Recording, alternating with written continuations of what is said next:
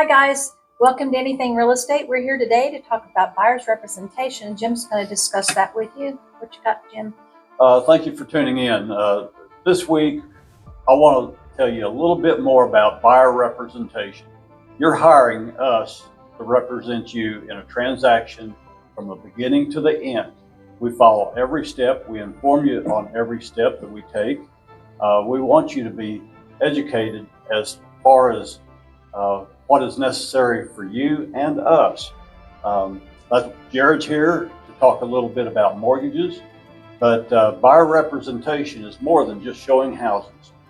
We do lots of things behind the scenes that all affect our fiduciary duty to you as a buyer. You're hiring us to take care of you throughout this whole transaction. If you'll contact us via the numbers that are on the screen, we'll be glad to sit down with you, give you a buyer presentation package that explains about us, what we do, where we're coming from, and I think it'll be a eye-opening package that'll help you through the process.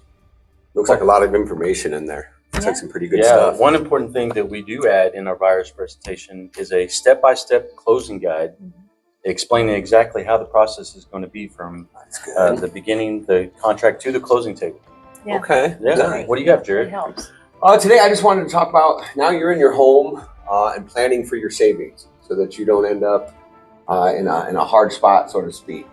So typically they say with your home, say your home is worth $200,000, you want to plan for 1 to 4% of that amount to put away for repair maintenance. The old adage of if it's not broke, at some point it will be. Yeah, it will. That's true. And that helps you with your home repair and maintenance, insurance costs, any adjustments, changes like that.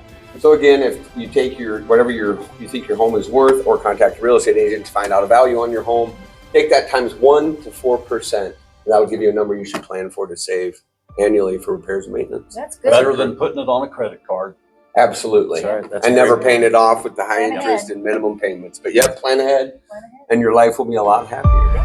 Good idea. Yeah. Great point, too. Awesome. Well, thanks you guys. Thanks for tuning in, and Thank you. we'll see you next week. Thank you. Have a Bye-bye. great week, guys. Have care. Bye-bye.